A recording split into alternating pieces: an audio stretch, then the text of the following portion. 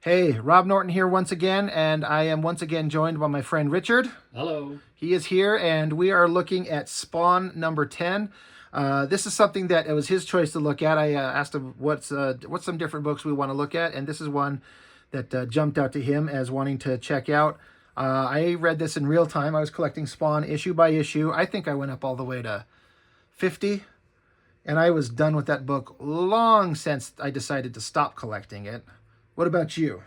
I have a few issues after this one, but I was pretty much done with the story after this issue.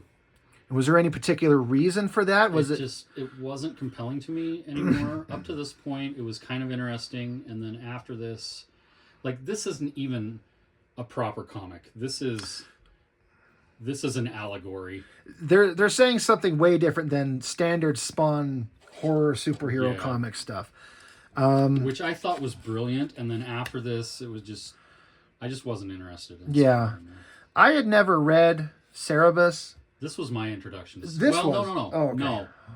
The Teenage Mutant Ninja Turtles was my introduction to Cerebus. Was Cerebus in them? Yeah. Really? There was a. I did not know this. I am learning a lot of things today.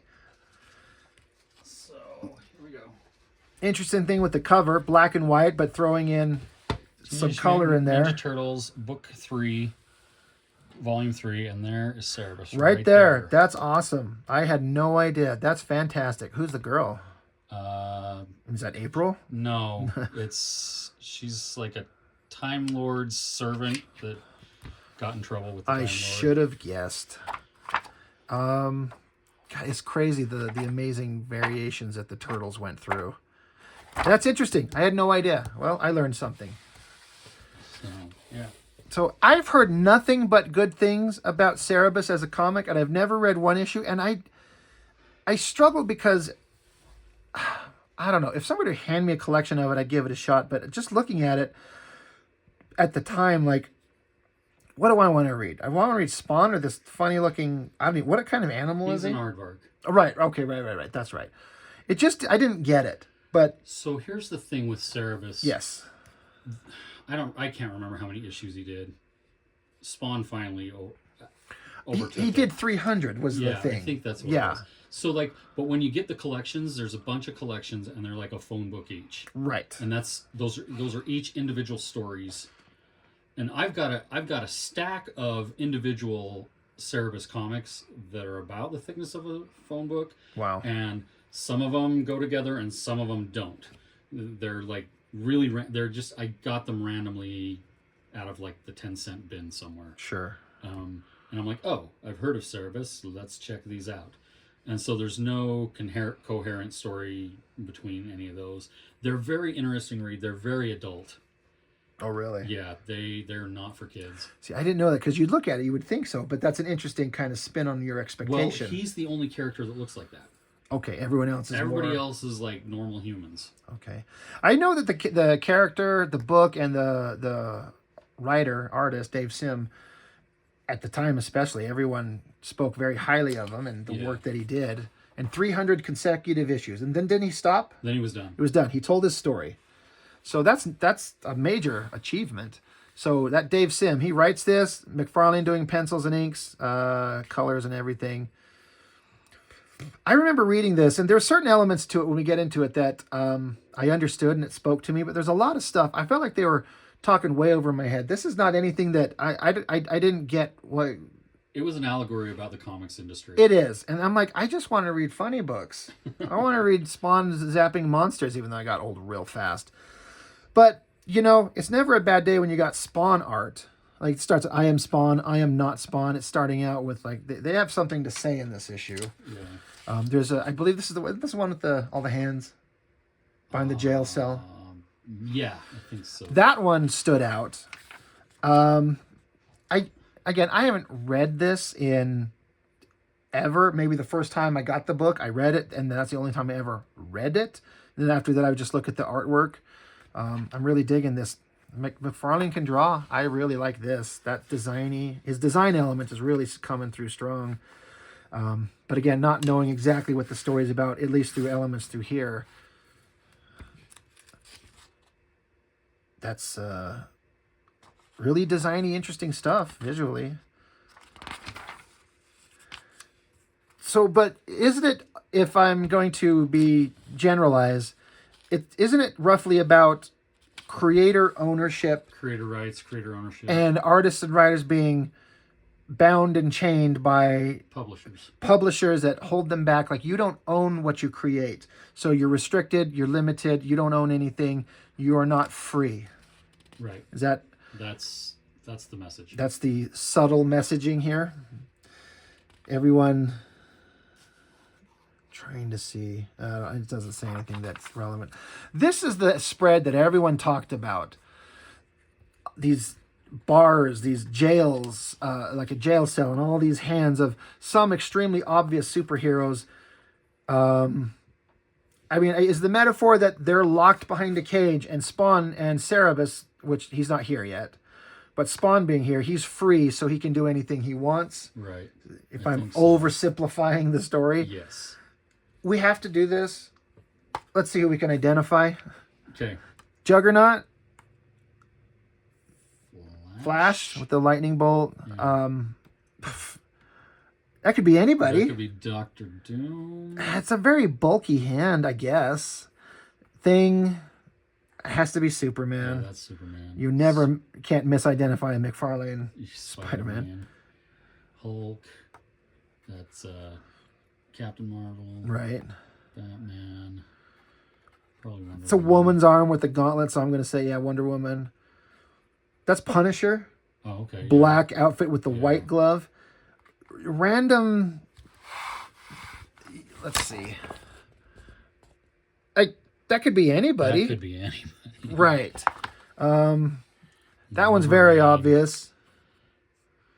That's Captain America. I'm going to call that Doctor Doom. Oh, yeah. That almost looks like Doomsday, but it's got the more bands, so I don't know. Yeah. There's I don't know. It's so generic, and that's Venom. Generic. Yeah. Yeah. That's Wonder Man to me, just because of the design on the Joker. And Doc Ock. Right. So the real mysteries are this guy and that and that. Yeah. Anyway, that was always fun for everybody to kind of sit there through it. I like this picture of Spawn. Like, again, the silhouette that McFarlane creates with his characters, the head, the glowing eyes, the collar, and then these very sharp, rigid blacks. Those capes are not as easy to draw as they look. You look at that and you go, I could do that. And then you try and do it. I absolutely cannot. Yeah. It's just such a simple, like, it's just like he just does a line and like a fold up. Once you see the shape of it, you're like, that's simple, but you have to know what you're doing and to do it over and over. He gets it. Yeah. Visually, it looks great. I think he's trying to free them, but he cannot. Right. They are trapped. No effect. None, he says. So, the hands retreat behind the bars, and then suddenly I can hear their voices in my head. So, yeah, very different comic book from Spawn than anything you'd ever think of before. This is actually relevant to the review we just did. We just did Death of Superman, but as I don't know, whatever's going on in his eyes here, but this flips over. Oh, look at that. There's Superman. Now, McFarlane, brother, I don't think he intended to make Superman look like an evil monster. But he looks like an absolutely evil monster. Like that evil eyes and the evil grin. Like, I'm not sure what he was going for, but I don't think he did what he probably intended. He looks like the Violator. He doesn't look like... That's Superman. Because what's relevant is, as I recall, during the publishing of this, I want to just check the date. 93. Superman had just very recently died. Yeah. And later on in here, you'll see a specific callback to that. So the timing was very relevant. So weird-looking evil Superman, but McFarlane's designy elements going on here with these hands with the space in there, and then this wild pose and the cape. Even these eyes and this hand here. Like, McFarlane has some things that he excels at really well, and his artwork is just coming out. Yeah. It looks fun to draw too. Yeah. This looks like I'm going to draw this cruel character and the cape and these hands, and it's not too terribly time consuming, and then you get a colorist on it to just bring it home. It looks pretty dang good. And giant explosion. I'm not sure what blew up. I strike, no effect. He talks about layers. He wants to have something in the foreground, the middle ground, and background. So he throws these big bricks right up front. Pretty good explosion. I mean, you got a monster made of money. So I don't know. I don't know if the subtle messaging is making it through to me. I felt like the messaging was subtle. No, like, no. He was really laying it on thick. Right. And they're blind. There's a lot going on. I mean, that's his Violator design, which I think I've said before. McFarlane's idea of scary monsters and demons are the least scary I've ever seen ever. But whatever's going on, he comes back to whatever he's hallucinating, whatever's going on. I think he got shot and killed, and this is like in his afterlife head, maybe. Yeah, something like that. I think sounds right. That's what's going on. But behind the bars, the star child, he who came first, the one who is the basis for us, for all of us, says one word: doomsday. There is no fear in his voice, no despair. It is a simple statement of fact. And then all is quiet. The silence is deafening. The silence is agony. And that looks like Superman. And I just thought this was kind of like, when I saw this, I'm like, to me it was kind of sad-ish that it's Superman. He's dead and he's locked in a horrible jail and he can't get out. Like, Superman's the greatest hero ever. Like that, I don't know. I think the emotion carried in that drawing really works. But whatever they're trying to say in this book. And then he runs into Cerebus, and it suddenly goes to black and white, which I think is interesting, because that's what his books look like, right? Dave Sims are all black and white. But gray tones as well. Yeah, they used it looks like rub-on this. tones, whatever those are called. Right. Yeah. My brain is absolutely failing, whatever that's called. Whatever. Anyway, so it suddenly becomes like what he looks like. The comic takes on that vibe, and I like it. I think books that look like this are interesting. So it's not easy to do. I imagine not. So he's like, well, who are they? He's talking about all the people in the jail cells. He's like, superheroes like you. Their creators, the ones who sold them. Like Cerebus said, it's best not to think about them. So all these guys that are in like bags over their head and their hands bound behind their backs, just like they're supposed to be the creators of the characters that are locked away in a jail. So they interact. And like you said, the writer's having something to say about the comics industry. Everything is gray, black and white and gray. I think it looks really good, the gray tone. I think it works. Back to color. Now, I think this is, I think this is McFarlane. Like, he had a little girl at this time. And it's supposed to be McFarlane's own daughter. Because it's not Spawn's child, because he's African-American, so that's not him. Right. So I wouldn't be surprised if that was the house he was living in. I'm like, that's a drawing of his own home, considering what they're doing. You and Wanda have a daughter. Wanda is McFarlane's wife's name, and I can't remember his daughter's name.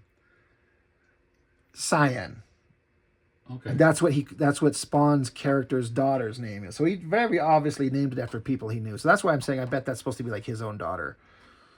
And he's crying. Spawn cries a lot. At least he's not in an alleyway crying his tears out. So, Cyan, there it is. That's a beautiful name. She's beautiful. Babies all look like Winston Churchill to Cerebus. Hey, to each his own. That's funny. I never read that character, but that little line was like, all right, Cerebus is funny. I'm getting an insight to who and what cynical, he is. Yeah.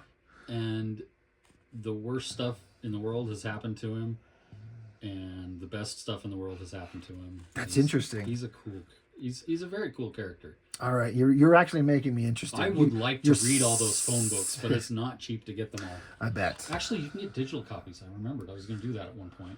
I hate reading digitally. You know what? Doing it on the iPad, I found was okay for the turtle stuff. Yeah. So after Spawn and Cerebus go over whatever they're talking about, all their story, this is the part that really stuck out to me as a young artist. Spawn is trademark and copyright Todd McFarlane. Cerebus, trademark and copyright Dave Sim forever. They're letting you know, no matter what happens, these are our characters. No one will take them from us. We own them no matter what. Do with them what we want. Right. And that I started to understand it. Like if you go into reading Image Comics and you follow the interviews in the magazines and stuff, they were talking about that all the time, but they're really nailing home the point like this is my creation. You will never have it. Well, yeah, because they were guys that had worked for Marvel and DC. They had worked on all these characters that had been around: Superman, Spider-Man, Yep. X-Men, whatever. But then, in their doing that, they had created other characters. Yep. And they couldn't do anything with those because it was work for hire. You know, the best that comes out of it, because time has gone on, like this, they always comes up like the Simon and Schuster for Superman. Mm-hmm. They didn't own any of it. Right. Jack Kirby created almost the entire Marvel universe, and it wasn't until a long time after that they finally started compensating at least his family. Right. But well, and the whole thing with the co-creator of Batman. oh yeah, that's right. Bob what's his Kane, and then who apparently seemed like he's kind of a scumball. Yeah. Bob Kane was not a great guy. Yeah. And someone else created significant portions of the Batman character, Right. but was not allowed to take credit. Had no credit until just recently. If you look at the new movies, He's credited. You're right. Because something finally, there was some kind of legal thing finally made its way through the system. I also know that listening to a lot of Rob Liefeld stuff, they did institute at the time back in the early 90s, they called it character participation, where because Liefeld created Cable, he gets a little piece of anything that's made of him to this day. Okay. So Marvel was doing something, but it's still, you don't own it. You don't have full control, but you at least get paid consistently for the character that you created. And That's that is good. honorable. That's a good thing. And I also get why a company's like, hey, come work for Marvel, but anything you create, you own. Then how do you maintain a publishing house? How do you create consistent comics if one of the popular characters has jumped into your Spider-Man book, the artist leaves and takes it with them forever, now you can't use it? I can see the logic of, we need to control our business. I can see both sides of this argument. Yes. And so that's why this comic was interesting to me, because that's something that I've, as a creator, I've kind of always kept my eye on it. Yeah, I agree. I know about the Mickey Mouse laws. Yep. And because I've thought about that. It's like, should Mickey Mouse go into the public domain? I mean, he's the face of the Disney company. Correct. And they don't want salacious content out there. Yes. I mean, there's already salacious content content out there. But they don't want it that freely accessible to anybody. Right. So, so I see both sides. I see, if you're hired by a company to create, then you're being paid for that. Yes. But if you do something on your own, then that should be your thing. I can see both sides, and I don't think the laws have ever been right for both sides of the argument. And like we were saying, it sounds like the companies have changed the rules to compensate people, but they also, I don't think they encourage you creating new characters because they don't want to have to pay you. Right. But the worst part of it is, even though in modern days they've, pay the creators for anything that they create, but you hear the story of one of the creators of Superman was like walking outside a movie theater to the movie that was playing Superman, and he was so broke he couldn't afford to go see it. Yeah. And he created it. Have you heard that story? I haven't heard that one, but I've heard similar stories with other creators. Yeah, when you get like people that died penniless. Right. That created all this stuff that made millions of dollars. Right. That should never be. Jack Kirby should have never had to fight for compensation when he created almost the entirety of every major Marvel character that's out there. They're like, oh, you're just creating great stuff. Keep going, buddy. You and Stan nailing it. But we're going to reap all the rewards. We're going to pay you your rate. It sounds like it's not.